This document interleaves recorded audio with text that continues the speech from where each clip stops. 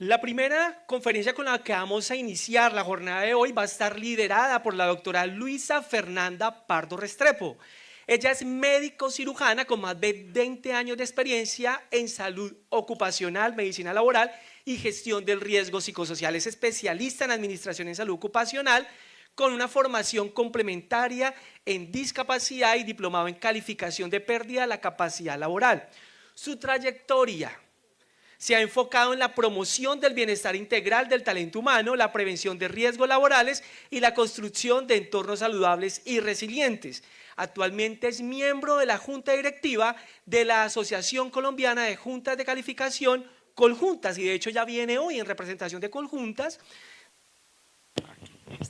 Muy buenos días a todos y todas. Es un honor para mí estar en este auditorio de la Universidad del Tolima. Pues ya creo que habló mucho de mí Carlos Andrés, entonces pues para mí es importante comentarles que desde julio del 2012 soy miembro principal de la Junta Regional de Calificación y Validez. Aún resido en Bogotá porque pues inicialmente estaba en el ejército, ahora estoy en ese proyecto de la Fundación Parkinson, entonces pues son cosas que me llenan a mí de alegría ayudar a la gente, es básicamente por eso que decidí ser médica. Aló.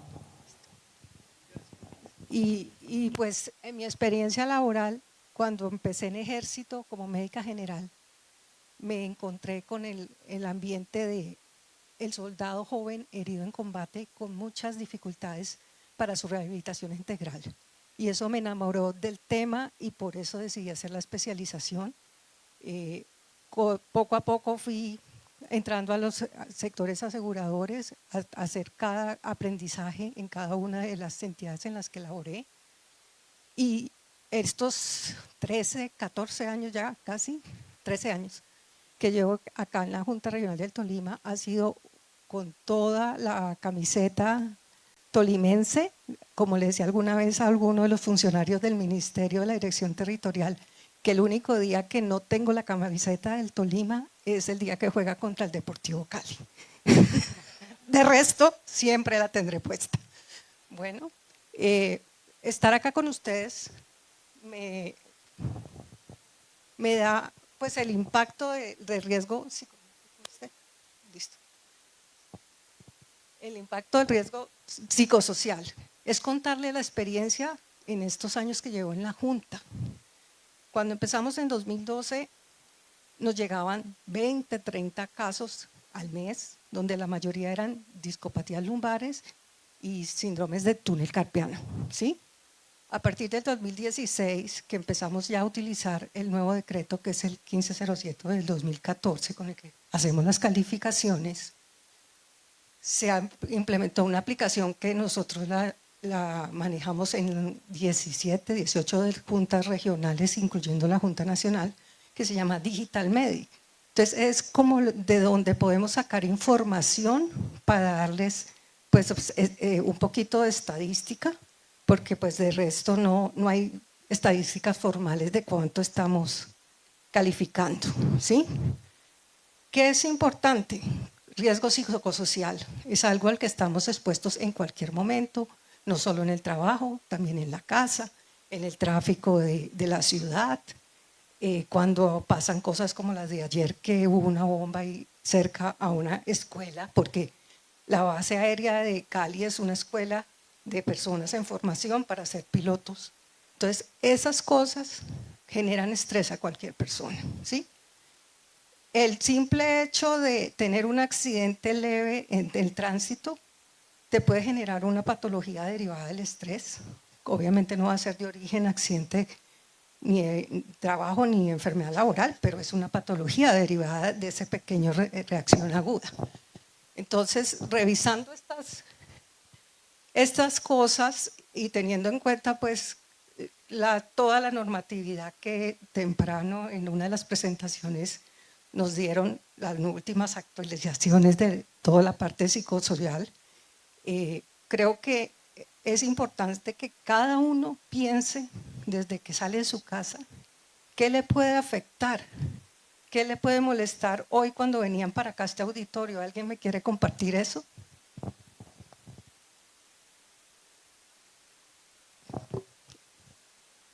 El trancón. La doctora Nina, por ejemplo, que venía desde Bogotá en el tráfico.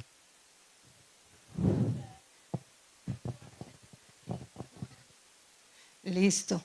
Entonces, pues es algo con el que vivimos día a día.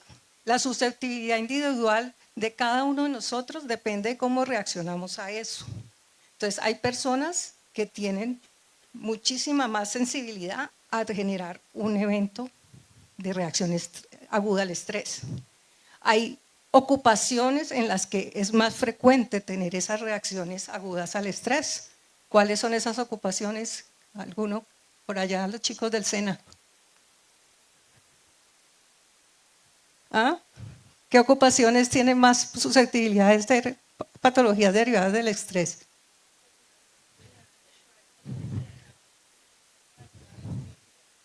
Listo. Entonces, pues, cada uno, por ejemplo, en la causística, ahora se las muestro, donde hay más casos y cómo nos da los resultados, aunque estamos en pañales, a pesar de todo el tiempo que tenemos la normatividad. ¿Y por qué estamos en pañales? Porque cuando vamos a ver qué tantos casos calificamos, la cantidad que nos quedan como enfermedad laboral derivada de riesgo psicosocial intralaboral es mínima. Entonces estamos en pañales en esa parte y por eso les quería poner el contexto, porque ustedes son la primera parte, los empleadores, las líderes de seguridad y salud del trabajo en las empresas, las ARLs que están aquí casi todas, las EPS y las IPS, que las IPS son nuestra parte donde se recibe la atención médica, donde nos dan los tratamientos. Allí tenemos muchas dificultades para poder hacer una buena gestión en las juntas regionales y nacionales de la calificación de las patologías derivadas del estrés. Bueno, y pues el tema, cuando me propusieron venir, el tema me parecía súper maravilloso, porque yo creo que no hay más cosas satisfactorias, como les decía yo ahora a ustedes, que para mí estar trabajando hoy, donde es pro bono, como dicen en Estados Unidos, trabajando para las personas que tienen ese susto de que me diagnosticaron Parkinson, cómo va a ser mi vida, cómo la voy a trabajar. Toda esa parte que te genera a ti satisfacción poder ayudar. Creo que todos los que decidimos estudiar seguridad y salud en el trabajo nos gusta ayudar a la gente. Si no, no estamos, estamos como en la vivienda. Listo, sigamos. Entonces, factores de riesgo psicosocial. ¿Cuáles son? El más importante y por los que más nos llegan a la Junta, acoso laboral. El problema es que acoso laboral no es una enfermedad, no hay posibilidad de calificarla, porque no tiene un código patológico. Ese es un suceso que pasa dentro de la empresa, que hay que hacer un proceso por el comité de convivencia, pero no es un diagnóstico médico que podamos calificar como de origen profesional. Entonces, esa parte pues, es lo que más llega y tristemente nos llega como reportes de accidente de trabajo. Que su fulanita me dijo A y a mí me dio mucho estrés. Pero no hay un diagnóstico médico, ni siquiera van a urgencias en ese momento. De esos casos hay 3 o 4. Listo. Gracias, Carlos. De esos casos hay 3 o 4 que sí fueron reconocidos como accidente de trabajo, pero el resto definitivamente no, porque pues no hay un diagnóstico clínico. El otro, pues otro factor de riesgo psicosocial, la falta de autonomía. ¿Qué quiere decir eso? Tú tienes un jefe que para hacer cualquier cambio o cualquier actividad, si él no autoriza, no lo puedas hacer. Así seas una persona idónea para el trabajo y tener lo que hacer. Esa parte genera mucho estrés y frustración en los trabajadores. El desequilibrio entre la vida laboral y la vida familiar, recreativa y deportiva. Por ejemplo, las personas en este momento que más riesgo tienen, y lo digo por conocimiento de causa, Fiscalía. Fiscalía ahora no tiene tiempo de descanso con el teletrabajo. Están permanentemente conectados, a veces tienes 3 y 4 audiencias judiciales en el mismo momento. De pronto Procuraduría en los administrativos tiene algo parecido, pero no es a ese nivel. Y pues son agentes que producen algún tipo de enfermedad si no se intervienen en primer momento en la empresa. Cuando ya se desarrolla una patología, entonces allí que es importante. Van al médico, lo ve el médico general en la consulta externa, dice que tiene de pronto un trastorno de ansiedad, lo remite a que lo vea psicología lo ve una vez, dice que efectivamente sí tiene trastorno de ansiedad y lo remite a psiquiatría. Y empieza el calvario para el pobre paciente porque pasan 2, 3, 5 meses, 8 meses sin conseguir la cita con psiquiatría. Entonces, el protocolo de calificación, para decir que es laboral, dice que debe tener certificado mínimo 2 años en su proceso de psiquiatría. Entonces, ¿cómo estamos? ¿Somos las juntas las únicas responsables o empieza desde el primer momento? ¿Qué es importante allí? Pues que tenemos que modificar y trabajar para que la primera oportunidad tenga las mismas reglas que las que tenemos las juntas regionales y la Junta Nacional. Porque si seguimos jugando en un lado hablan de peras y en la otra de manzanas, pues obviamente no lo vamos a hacer. Talento humano feliz, productivo, el rol de la gestión estratégica. Entonces, aquí que es importante para todos estos pupilos de la Universidad del Tolima y del SENA que están estudiando seguridad y salud en el trabajo. Por favor, deben trabajar por sus trabajadores, así el sueldo se los pague el empleador, porque su función es mantener la seguridad en el sitio de trabajo. No decir que el señor no se puso los tenis, sino unas baletas y por eso se cayó. Eso muchas veces nos pasa en las investigaciones que nos llegan a la Junta.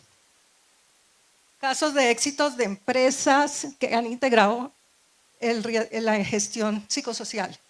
¿Qué casos conocen allá, jóvenes que están viendo el internet, Instagram y todo eso a todo momento? ¿Qué empresas tienen buenas prácticas psicosociales? ¿Ah? La mayoría son las tecnológicas. Google, Microsoft, SAP, que es una empresa de software financiero. Hay una empresa que está entre las primeras en que tiene importancia para la salud de sus trabajadores en la parte psicosocial, y es una empresa que se dedica a vender belleza y bienestar. ¿Alguno sabe cuál es? L'Oreal. L'Oreal es una de las mejores empresas que tiene su programa para atención médica, psicológica, actividades de horarios flexibles, o sea, es de las mejores que hay en la actualidad. Recomendaciones, ya se las di. Básicamente, por favor, dedíquense a verificar las cosas y no le echen la culpa siempre al trabajador, porque a veces hay cosas en el proceso productivo que son las que generan el accidente. Entonces, lo que vinimos, riesgo psicosocial e invalidez laboral.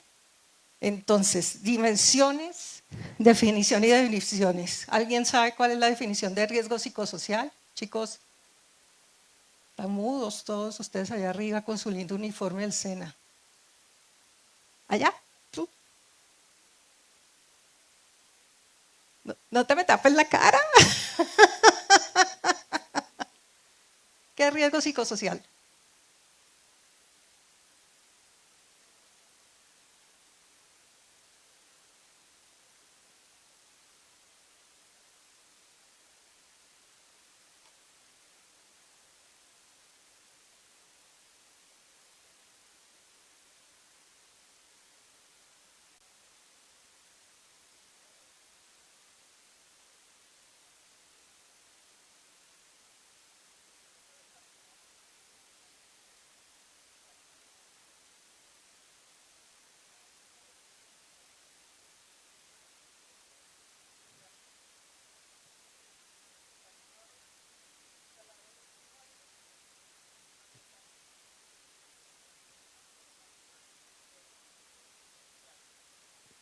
Sí. En este momento, todas las cosas que están sucediendo en Colombia nos generan, yo creo que algún poquito, mínimo 1 o 2% del estrés que podemos tener al día. Mecanismos de impacto. ¿Qué les suena a eso? Allá la doctora en el centro de blusa blanca.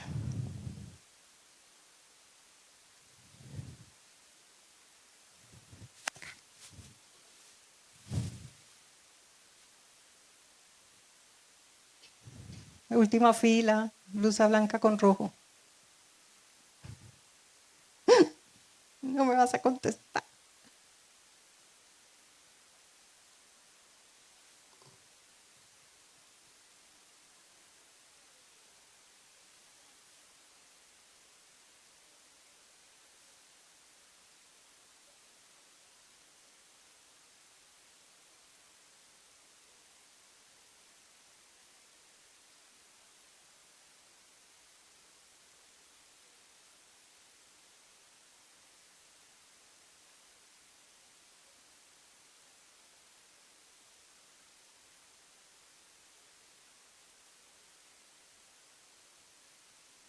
Efectivamente, es así. Es todo el mecanismo que da dentro del proceso del trabajo habitual. Adicionalmente, también tiene que ver con las actividades extralaborales.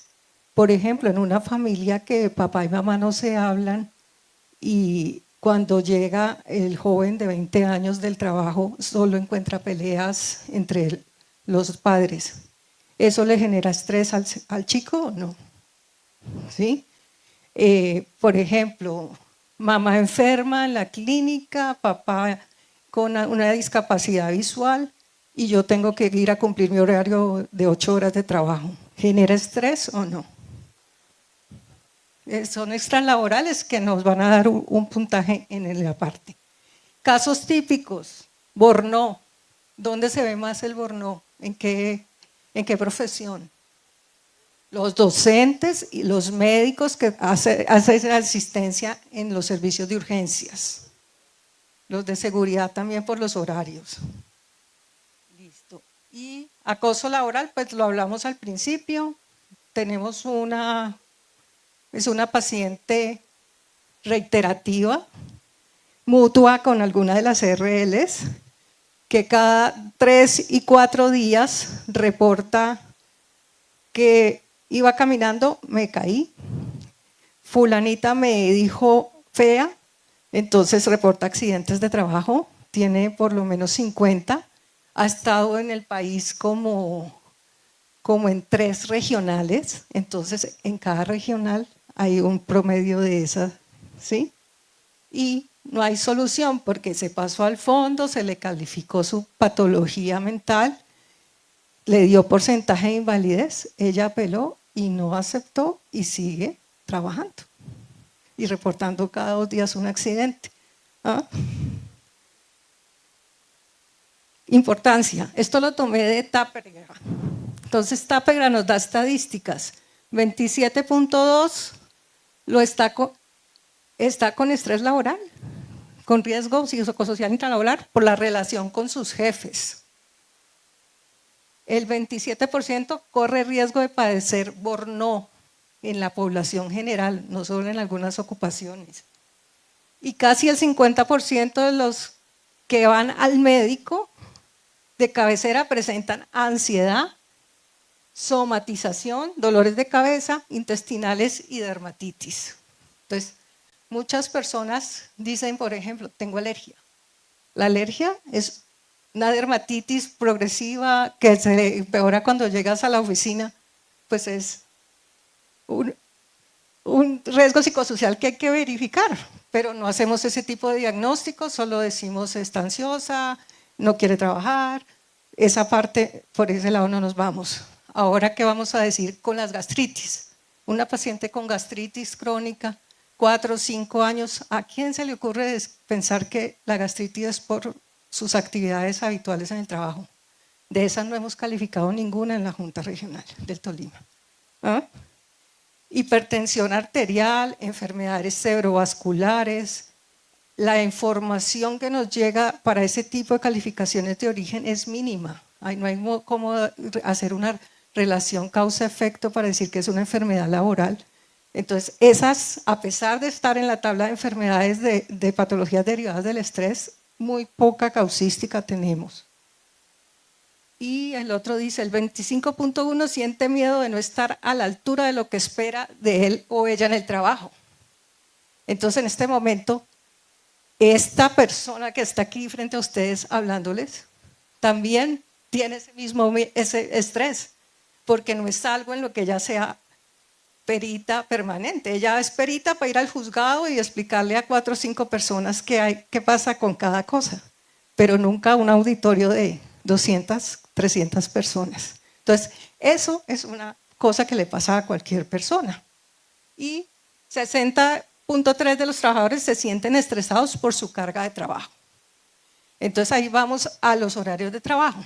Entonces, tenemos horario de entrada, horario de salida, hora de almuerzo, pero el tiempo que estamos productivos en el puesto de trabajo no alcanza a que evacuemos 100, 200 mails que nos llegan al día. ¿Sí o no? Entonces, eso también pasa. Entonces, riesgo psicosocial laboral se refiere a condiciones presentes en el trabajo que pueden afectar negativamente el bienestar psicológico, físico y social del trabajador. Está relacionado con la organización, el contenido y la realización de la tarea.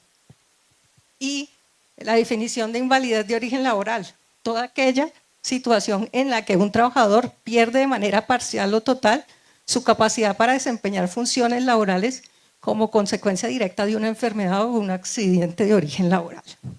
Entonces, estas dos cosas van unidas. Porque van unidas, y es lo que quiero que quede hoy en el auditorio, es que tengamos presente que si el empleador, la EPS, la RL, no hacemos el pequeño granito de arena que tenemos que hacer para que esto mejore y tengamos una buena red de apoyo para las personas que tienen patologías derivadas del estrés, pues no lo vamos a lograr y vamos a seguir teniendo esta baja reporte que no es así. Entonces, dimensiones. Para nosotros son muy importantes que en el protocolo de calificación de origen de patologías derivadas del estrés, cuando nos mandan un análisis de puesto de trabajo, nos están en muchas ocasiones enviando la ponderación de este riesgo de los riesgos mayores a 7 que nos da el protocolo. Entonces, este protocolo, los intralaborales tiene carga y ritmo de trabajo, control sobre el trabajo, relaciones sociales en el trabajo, interfaz trabajo-familia, condiciones del ambiente físico, organización del tiempo de trabajo y los factores extralaborales, apoyo social fuera del trabajo, condiciones económicas y vivienda, tiempo libre y recreación. Entonces, estos ítems, si están mayor a 7, deben ponerse en la tabla de ponderación de riesgo, porque ese es el insumo básico para que uno como calificador pueda seguir el protocolo. Si no, tristemente nos toca decir que es una enfermedad común. ¿Qué estamos teniendo ahí problemas? Se valora el paciente dentro de los términos que nos exigen, no tiene análisis de puesto porque en primera oportunidad la EPS no se lo hizo y dice que no lo tiene que hacer. Entonces, lo pedimos ese día, pedimos 15 días hábiles, eso son 3 semanas prácticamente, casi un mes, y no llega al protocolo. Muy pocas empresas dicen, oiga, no lo pude hacer todavía, pero deme otros 15 días. Pero son muy pocas empresas las que lo hacen y cumplen. Entonces, tristemente, con la 2051, ahora nos miden los tiempos a las juntas de entrega de dictámenes. Entonces, yo no me puedo quedar un año, como hacíamos antes, esperando que llegara el protocolo de calificación de origen para patologías derivadas del estrés. Entonces, pues, obviamente en este momento, si a los 15 días no llegó ni hubo una comunicación del empleador pidiendo aplazamiento, pues se va y el que pierde es el paciente como enfermedad común. Mecanismos de impacto. en la capacidad laboral. Ya los habíamos hablado, pero se los recuerdo. La atención inoportuna en las IPS, la atención inoportuna para el especialista, a donde lo reinviten. No se logran los 2 años que exige el protocolo para hacer la calificación. Muchas veces nos llegan sino con una historia clínica de la psicóloga. Todas esas dificultades tenemos para hacer efectivo y técnicamente nuestro trabajo en las juntas. ¿Listo? Entonces, ahí y dibujos. El de abajo, Bornó, acoso laboral, y el otro, estrés. Las 3 principales. Les coloco aquí las etapas del protocolo, versión actualizada 2014, es documento oficial del Ministerio del Trabajo, responsables de la aplicación. Entonces, la etapa 1 y 2, médico de salud ocupacional. Pero ¿cuál es el médico de salud ocupacional que hace eso? El de la empresa. El de la empresa que identifica que está el riesgo, que le dice vaya a la EPS para que me lo diagnostique. ¿Sí? Etapa 3 y 4. Entonces, cuando en la EPS ya dicen hay que hacerle el estudio como enfermedad, una posible enfermedad derivada del estrés intralaboral, pasa a la psicóloga, y la psicóloga, ¿quién la debe contratar? La empresa. ¿Sí? No nos está pasando. Y la psicóloga la contratan y me manda el informe incompleto. No me manda la tabla de ponderación de riesgo. Entonces tampoco nos sirve. Quinta etapa, el médico de la junta. ¿Sí? El ponente que le toca el caso requiere pues verificar el resto del protocolo. Y las 6 y 7 es definir y aplicar todas las matrices del protocolo. Ay, me fui mucho.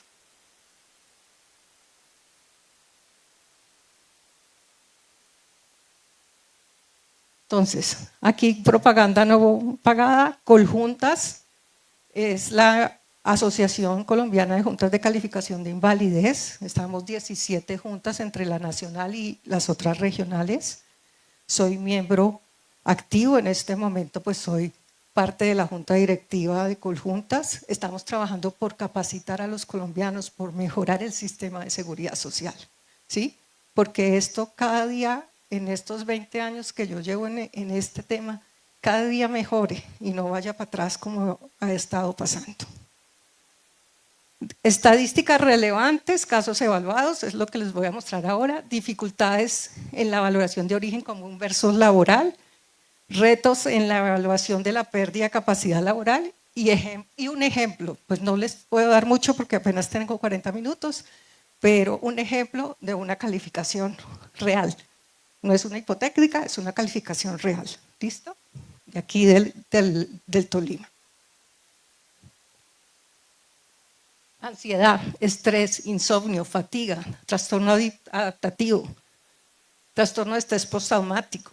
Entonces, como les decía, hay muchas pacientes de los casos que nos llegan de accidente de tránsito, que ahora pues son bastantes, antes no era tanto, ahora llega más o menos el 70% de los casos que nos llegan a juntas es por accidente de tránsito. Entonces, esos casos, muchas pacientes quedan con estrés postraumático porque no son capaces de salir a la calle. Si es una peatón que la arrolló un carro, le da miedo volver a salir a la calle. Si es una conductora que atropelló a alguien, le da miedo volver a coger el carro. Entonces, es estrés postraumático, pero son cosas muy leves que poco a poco van mejorando.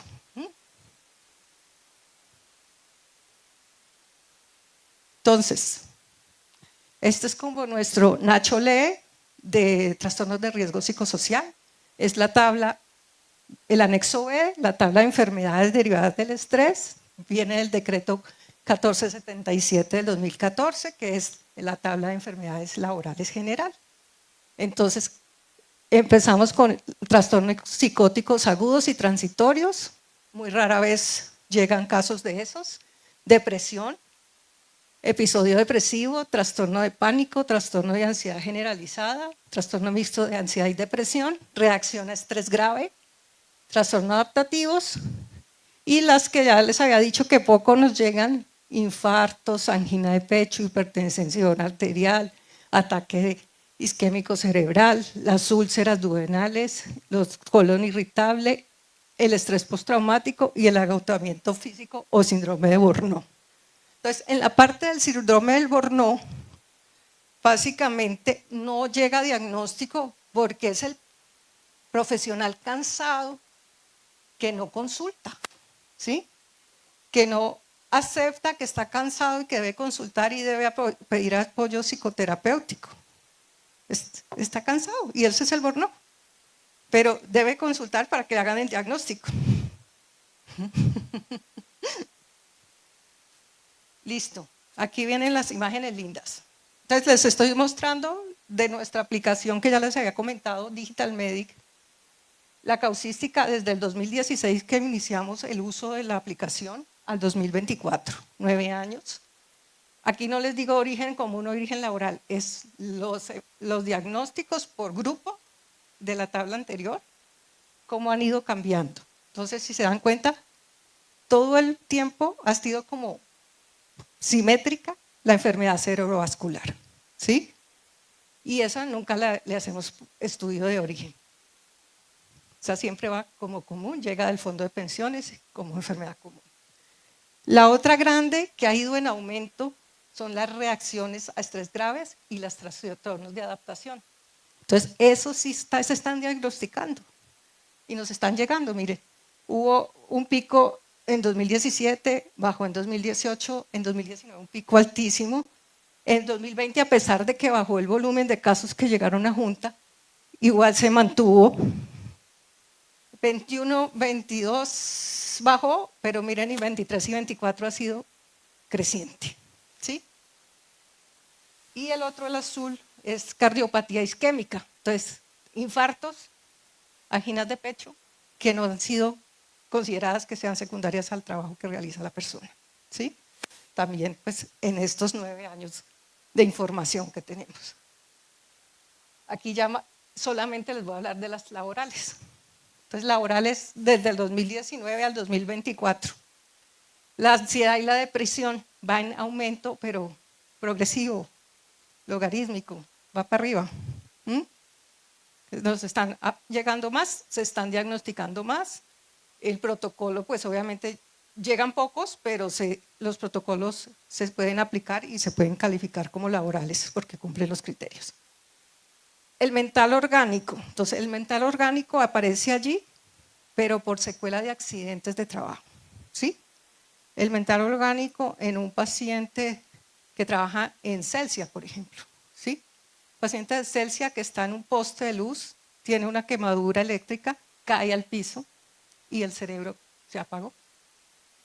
Entonces, eso es un trastorno mental orgánico, queda bien, camina, se puede vestir, todo, pero el cerebro no funciona igual que antes. ¿Listo? Esas que nos aparecen así son ese tipo de accidentes. Y los códigos, aquí ya yéndome al CIE-10, entonces el más frecuente, F432, trastorno adaptativo. Entonces, obviamente son muy pocos porque solo hay 11 en ese periodo calificados como laborales. 6 de ellos son trastornos adaptativos, trastorno mixto de ansiedad y depresión, F412, 2 casos, y episodios depresivos, 2 casos. Los demás pues son diagnósticos más pequeños, pero pues son ya de otro tipo de enfermedades reconocidas como laborales. ¿Ah? Entonces, análisis de la información que encontramos en el sistema. La clasificación predominante de las patologías que están en el anexo B es como enfermedad común. Son 467 casos en 9 años. Y dentro de esta categoría, el origen más frecuente era el 430, F432, el adaptativo. Entonces, desafíos que tenemos, identificación y atribución de los riesgos psicosociales. Entonces, auxilio, ustedes, primera instancia, primera oportunidad, empleadores, hagamos trabajo en esa parte, porque allí es donde empieza todo el problema. Reconocimiento limitado de la enfermedad laboral, aunque algunos casos psicosociales son reconocidos, 21 casos únicos y 8 casos dobles. 8 casos dobles tienen 2 diagnósticos. Normalmente es trastorno adaptativo y episodio depresivo, o trastorno mixto de ansiedad y depresión con un estrés postraumático o una reacción aguda al estrés, ¿sí? Pero son los que nos dan. Entonces, a camino largo por recorrer, reconocimiento, pero necesitamos ayuda, que nos lleguen los insumos a juntas para poder calificar con mayor tecnicismo. Bueno, los casos con diagnósticos relacionados con factores psicosociales como la ansiedad, la depresión y el estrés postraumático muestran una PCL promedio. Estos son los que nos llegan por fondos de pensiones, origen común, nos da más alto, 49,98 el promedio, comparado con otros tipos de patologías que da 25,18. Entonces, si no nos ponemos las pilas desde la empresa, vamos a tener cada vez más personas discapacitadas por problemas psicosociales. Prevalencia, 540 casos con diagnóstico directamente relacionado con factores psicosociales, lo que subraya la importancia de estas condiciones en el contexto de la calificación de invalidez. Impacto en la situación laboral. Un número considerable de individuos con diagnósticos psicosociales se encuentran desempleados. Paciente que empieza a tener incapacidades prolongadas por esta patología llega a los 180 días. Hacemos todo el proceso con el abogado laboralista de la empresa, pedimos el permiso de ir al inspector del trabajo a ver si nos dejan sacarlo. La mayoría de los pacientes se sienten acosados, que les dicen en la empresa que estoy el loco, entonces renuncian, ¿sí?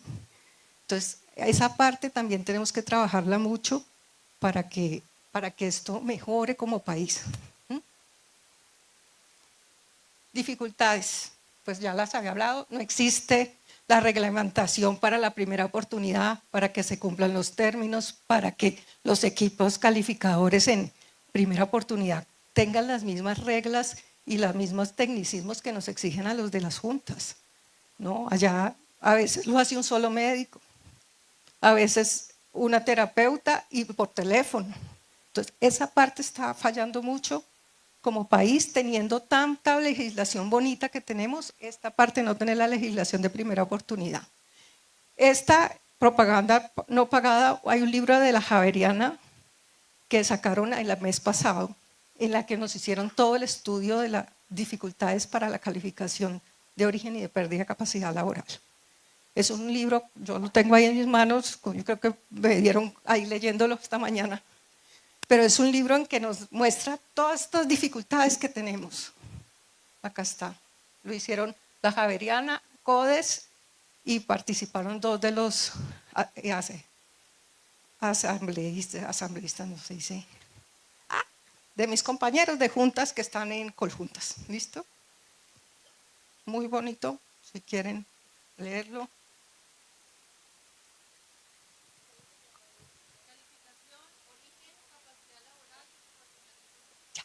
Sí, voy a acabar.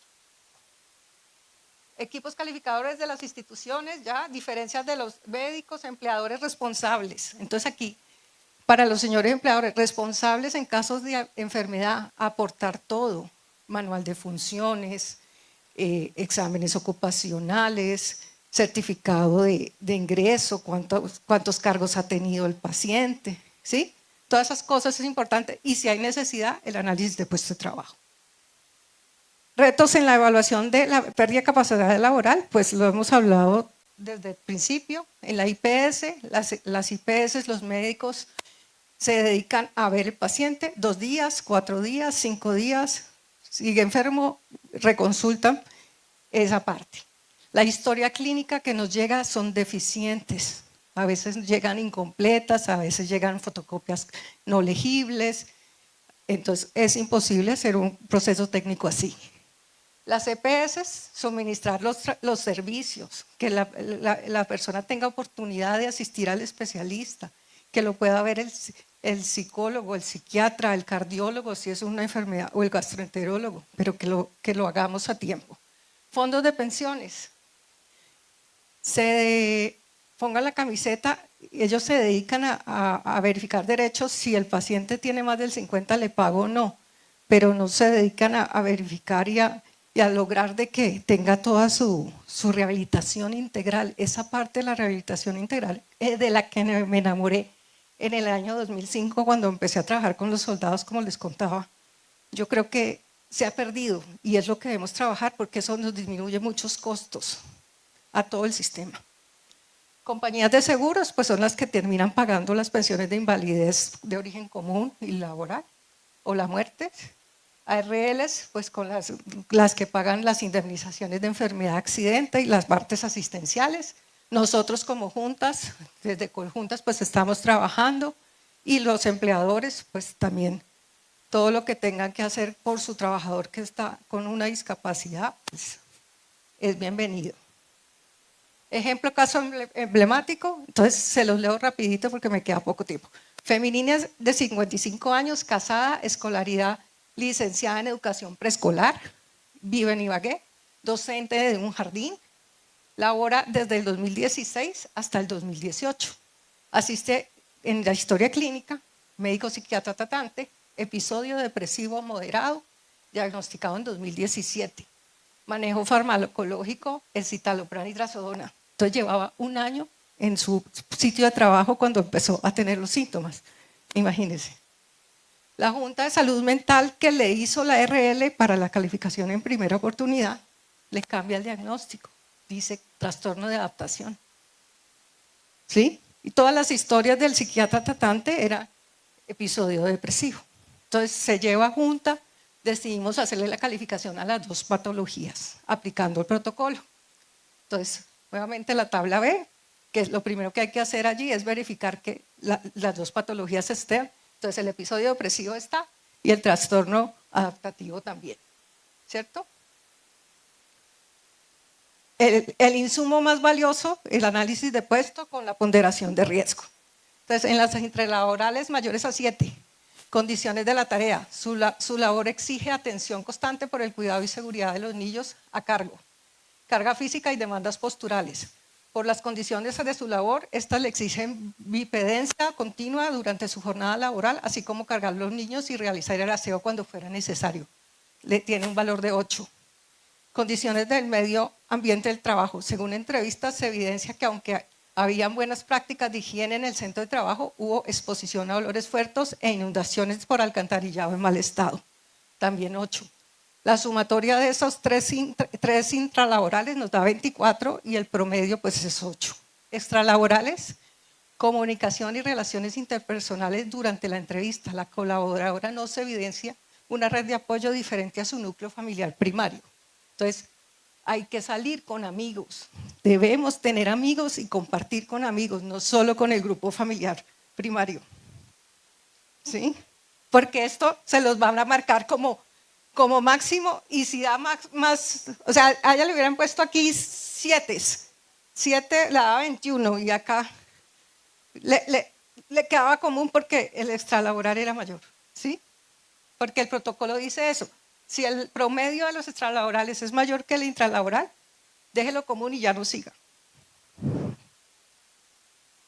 Factores, entonces ahora se va a la matriz. Esta es la matriz para el episodio depresivo moderado. Entonces, ¿qué hacemos? Miren lo que se le revisa y está en la historia clínica, que a veces son súper deficientes. Antecedente familiar, el valor estimado debe ser 0.227, pues ella no tenía antecedentes familiares, entonces le da 0. Sexo femenino. Entonces, a todas las mujeres ya eso nos da un puntaje. 0,160. Le da el peso relativo que se vuelve 27,78. Rasgos de personalidad.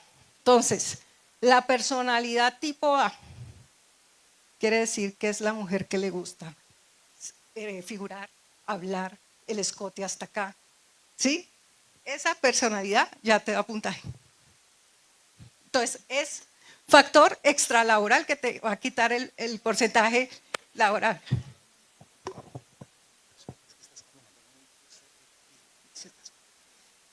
Sí, y además que gracias. Listo. Comorbilidad, patologías previas. Entonces, si tuviste un episodio depresivo previo, ya te lo dejan ahí como extralaboral. Y el psicosocial con 234 nos da 4219 en esta aplicación de esta matriz. Para la adaptación, entonces, este es el diagnóstico que le puso la RL en su junta de salud mental. Le dijo que el psiquiatra no sabe y que le cambiaban el diagnóstico. Entonces, carencia de apoyo social, le ponen 1, da 5232. Vulnerabilidad individual, lo que les decía, que algunas estamos más propensas a ponernos histéricas por cualquier cosa que otras. Entonces, allí pues le da 0. Bajo nivel de satisfacción con el trabajo, ella es feliz con su trabajo, entonces no lo tiene. Y el psicosocial, 0205, le da 4767. Eso suma 100, se me cortó la total, pero suma 100 del porcentaje relativo. Entonces, vamos a la etapa 7. Etapa 7 nos dice comparar el peso relativo del factor de riesgo psicosocial obtenido en la matriz de toma de decisiones con el punto de corte. Entonces, el episodio depresivo es la primera que nos aparece. El punto de corte es 58. ¿Cuánto nos dio? 42. Entonces es común. Y para trastorno adaptativo se usa, espérate que ya no lo vi, abajo, trastorno de adaptación, el penúltimo. Dice, los cálculos efectuados con la metodología de curvas ROC no arrojaron un punto de corte que discrimine entre los casos laborales o comunes para estas patologías, dado que en el protocolo anterior la metodología usada fue asumir mayoría absoluta para el punto de corte 51. ¿Cuánto nos dio? 37. Entonces las dos quedaron enfermedad común. Se aplica anexo 1 en la columna denominada corte de riesgo episodio 40, que nos dio 42. ¿Ah? Mentiras. Aquí nos dio 40 y el TEN 42 da laboral. Asimismo para el trastorno de adaptación, que es 55, en este caso nos da 47 común. Entonces, el psiquiatra dijo episodio moderado. La RL dijo trastorno de adaptación. ¿Cuál dejamos en el dictamen final? El del médico tratante. Episodio depresivo moderado, enfermedad laboral. Aquí está nuestro director, también es miembro de Coljuntas. Esto es hace 2 años también en una actividad que hicimos con el Ministerio de Trabajo. Nosotros pues estamos tratando de trabajar con ellos, priorizando lecciones aprendidas, falta de articulación entre prevención y calificación, necesidad de formación en salud mental y laboral para todos, desde el médico general en urgencias, consulta externa. Ya, listo. Importancia de la historia ocupacional y lo más importante es lograr que todas las entidades de la seguridad social estemos interconectadas con las historias clínicas. Fortalecer la gestión del riesgo son las propuestas, crear canales de comunicación como con las RL, reuniones, mesas de trabajo, promover investigaciones colaborativas como el libro. El libro aquí se los puse, calificación de origen y capacidad laboral y ocupacional en Colombia. Y el cierre, la prevención efectiva del riesgo, es lo que mejor solución nos da. Debemos prevenir y no solo calificar secuelas. Espacio abierto para preguntas, pero creo que ya no me queda, y invitación a construir puentes de intervención entre todos los actores. Muchas gracias y a reír, jugar, saltar, tener horarios de descanso.